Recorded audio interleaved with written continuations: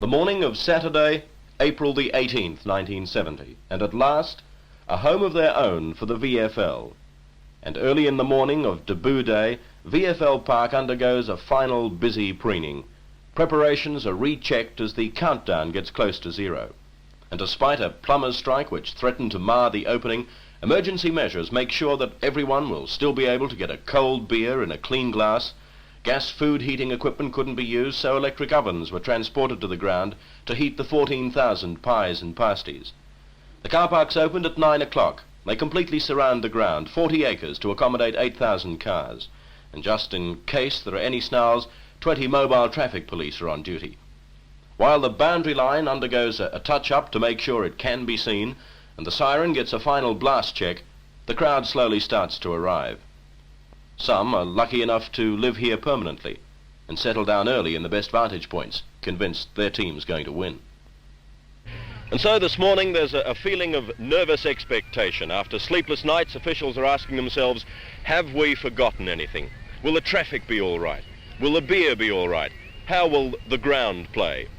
So far, VFL Park has cost $2.25 million, and its future development, which will give it a capacity of 160,000 people, depends on public acceptance, because it can only grow as fast as the turnstiles spin. So when the ball is bounced right here at 11:25 this morning, it will mark the start of exam time for the VFL.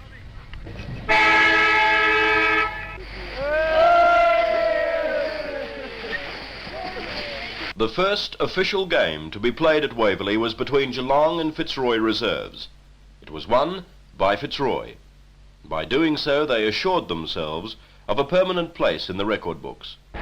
Don Jolly, who had the distinction of umpiring the first official game here at VFL Park. How was it, Don? Very good. Terrific.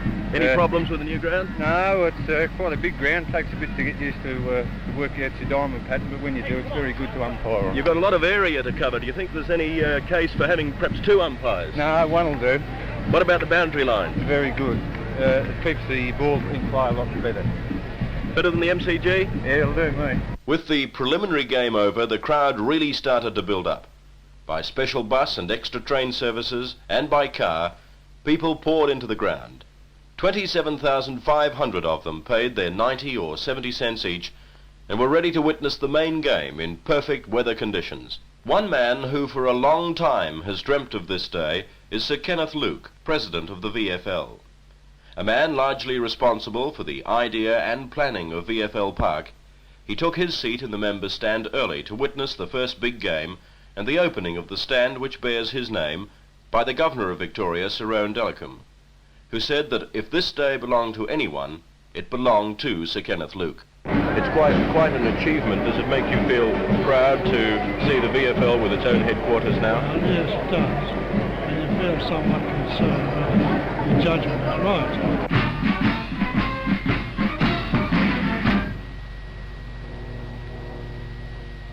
And I now declare your home, the VFL Park, to be officially open. This is the fulfillment of a dream.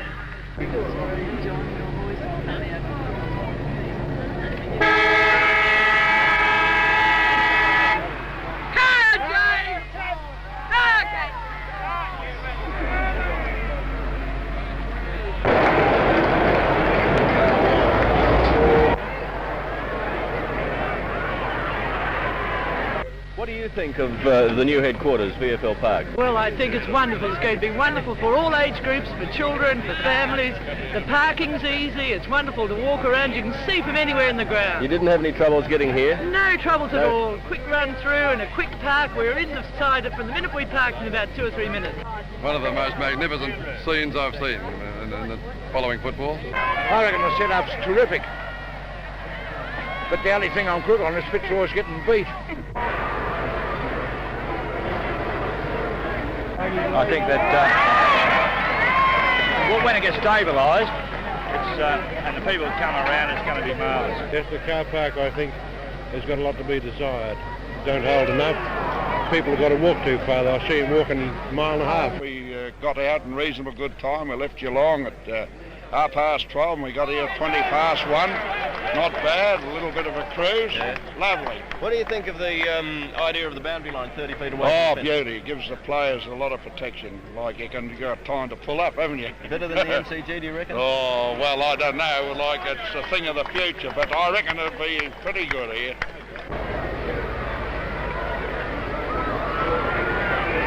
Yes, they should have had this years ago, the Victorian Football League.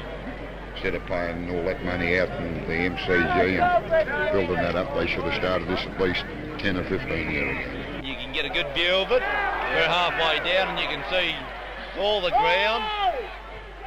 Geelong just bluffed it, I think. Oh no, they're right. We're right. Got no criticisms of it? No, it's very good. Well, I think it's a very good park, but it's too far away from the centre of things, I think. Where do you live? Mount Eliza, which is a long way from anywhere, really. Yes. But generally, though, it's in a pretty good position. Do you agree or not? No, I don't. I think I think the MCG is in a far better position for finals and everything like that.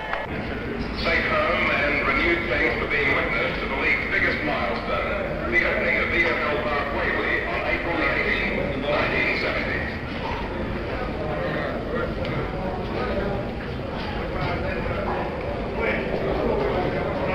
I think there's more individual battles today than I've seen for a long, long time. I think it's a great opening. Gareth Andrews, how did you find the ground to play on today? Well, it's a pretty big ground and it was pretty tiring. There's a lot of area to cover, isn't there? There's a lot of area. I was changing from the half-forward flank on the ball. I don't know which was more tiring, wandering around on the half-forward flank or on the ball. Right, Doug Wade, 7 goals today. How'd you find the ground? Excuse me, David. Found it tremendous, actually. Yeah. It's a good playing surface, a big ground. I think it suited us very well. Is this your sort of ground? Is it a full forwards ground? Oh, this is for sure. It's because it's so open. You know, the flanks are wide and it's easy to keep the game open. Yeah. From a full forwards position, this boundary line 30 feet from the fence, is it good? It does help you a lot when you're shooting for goals. Yeah. Because the atmosphere behind is not there, or the noise and that, and you go to concentrate a little bit more. Although it wouldn't appear that way today, the way I kick. But there's a lot of area to cover out there, Doug.